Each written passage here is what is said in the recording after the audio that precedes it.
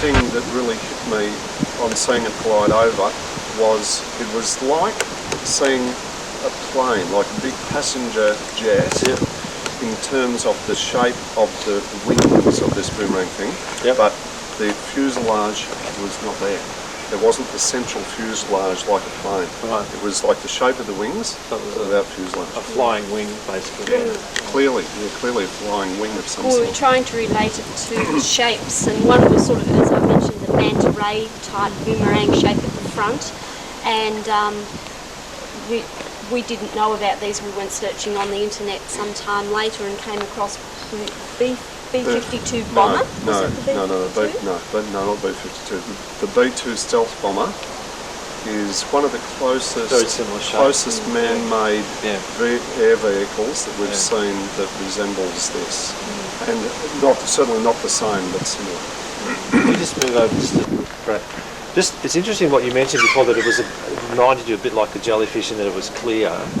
We had a sighting report just recently, and it's only just been reported now, but it happened in 1999, and it was in South Australia, and they said it was shaped like a stingray flying over, and it was silent. But it wasn't all that big. They said it was, this one that they saw was only, from what they could gather, was about the size of a light plane, but it was shaped like a stingray, and it flew over them at night. And it just reminded me of what you were saying, similar sort of shape. That sounds... a good description, but we couldn't see the back part. We couldn't see the back part, but we did say, well, what was it? But this one was 1999, so it's a similar time frame too. Yes. And the idea of the shape of a stingray is similar. Yes. People interpret things in different ways and use different words to explain one thing, but explain it differently. So a stingray certainly could be something similar to what we saw, for sure. That's interesting because I haven't heard any other sightings of anything like that. No. We hear triangular shaped objects, but it was clearly not just triangular. It was it had the boomerang shape, and it wasn't defined as really angled. It was, or distinct angles, it was blended angles, if I can... This other one, there were differences to your report, but there were similarities. Similarities were that this other object was a similar shape, and it was travelling fairly slowly and very quietly over the countryside, but in South Australia. But it had lights on it, and the one you saw didn't have any lights. No lights. Not that we could see or... It's just interesting, around the same sort of time frame and similar kind of reports, but from another state. So it's definitely something happening. And so there's people like yourselves, that report something like this. It's really important that you do, because a lot of people are frightened to come forward and even mention that they've seen something unusual. That's certainly something that we thought very seriously about, and we're still concerned about that, because we're not nutters. We're not out to prove that UFOs or aliens exist, but we saw something one night, and most people like us would choose to not talk about it because of the fear of ridicule, and that's something that we had to consider. Absolutely. If we hadn't been drinking, we it don't was take just drugs. unusual. Well, we've just had a bloke report something. Because of that fear factor, he hasn't reported it. It happened 50 years ago. And he's writing his memoirs now, and he's decided to report it. Wow. And that was down in Coburg, over the city. That's good that he has. He sat on it for 50 years. We'd just love to know what it was, because it's not normal. They don't fly over every night or anything like that. And another... we haven't got transparent aircraft yet, have we? And it was so silent. So what was it, and what propelled it? Because it was silent. If I could just raise one other thing, about after we saw this, that raised my curiosity. Have other people seen things like this? I got on the internet, did quite a bit of searching to see, what's been happening out there. And one of the things that I noticed is that with some of the sightings, it was interesting that people often note the reactions of people who see things unusual like this. And thinking about reactions, and our reaction that evening on seeing what we saw here was we were in awe. It was amazing.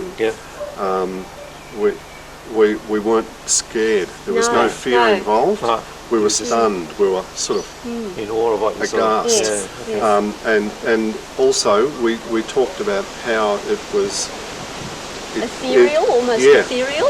Yes. It was serene. It was like a privilege to see something, whatever it was. We don't know. We still have no idea what this thing was. Yeah. But the feeling was that we were just flabbergasted. Well, it was amazing. It was, yes. Whereas, like, we've had a friend say that he's seen lights and, you know, how your engine goes out on cars, or that's what he hear reports of. Oh, okay. That had happened to him, and they said they were so frightened, and yet Sheer terror. it was not like something this it was guy not had like experienced. that. Yeah, no, it was wasn't like not that at all. No. There was no reason, I guess, to have any fear. No. It was No. going its way and Yeah. Yes. it wasn't affecting you, but No. it was something amazing to see. Yes. Well, there's a lot of sightings like that. A lot of people have this sort of reaction. Yes. A common reaction that people have is that they just go outside and keep looking at the sky because they want to see another one or a similar thing again, and they'll spend all day, you know, the next day after they have a sighting, they'll go outside and spend the whole day Well, we looking spent around. quite a bit of time looking after that, and nothing. I call it the post-sighting stress syndrome. And another aspect of that, the post-sighting stress and confusion and self-doubt and you know, all sorts of things that you tend to go through after we did with this on seeing it, was I felt that I had to tell someone. Right. There was this real need to get it out and to find someone that would take me seriously. Okay, yeah. Other than a few close friends that you confide in. And then you have some of them rolling on the floor I tried with laughter that won't. Yeah, I tried to communicate with some who I thought were appropriate people to be able to take what we saw and record it so that it could be recorded. Yeah. Yes. Because I felt I had a duty to do that. And my first two contacts of people, we'll say of organisations of some type, either made some sort of joke or, to me, a sense of mockery out of it was one, and the other was a total disregard and no reciprocation of communication at all. No response to my contact. Really? Actually, that's until we got in touch with George. Yeah, and it wasn't until George. I actually had given up for some time in frustration, thinking nobody takes this stuff seriously. And then one day I thought I'll give it one more shot, and that's when I tried to contact you, and I actually got to speak to you, and you took it seriously, and that was like the most amazing sense of relief. Yes. To find it. You're welcome. Thank you. We were so lucky that we actually both saw it, because if Pete had seen it on his own, I don't know what my reaction would have been, and if I'd seen it on my own, I don't know what his reaction to me would have been. No. And we were so lucky being able to see it together, and we still discuss it from time to time, saying, do you reckon it could have been this or that? What was it? And we still don't know. Like, we've got no idea. Unless they're testing some super secret aircraft out here that's silent. I don't know of anything that's man-made that's silent. Well, we don't either. It wasn't a cloud.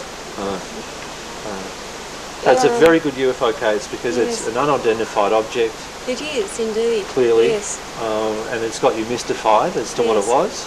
Even to this day, after all these years. Yes. It's a really good case. At that time, that night, it was a dead still night. But later in the evening, and it was gliding in the north-northwest direction. Yes. There. And much later in that evening, roughly 2 to 3 hours later, a very slight breeze came up, coming from the north towards the south, and a few tiny little wisps of cloud started to appear, and they would start drifting across the sky towards the south. But when we saw this, it was a dead still night. Yes. And it was totally silent and just went gliding over. Fantastic. Do you hope to see another one day? Would you like to? I'd just love to know what it was. Okay. It'll be a lot less hassle to not see another one, George. Oh, okay.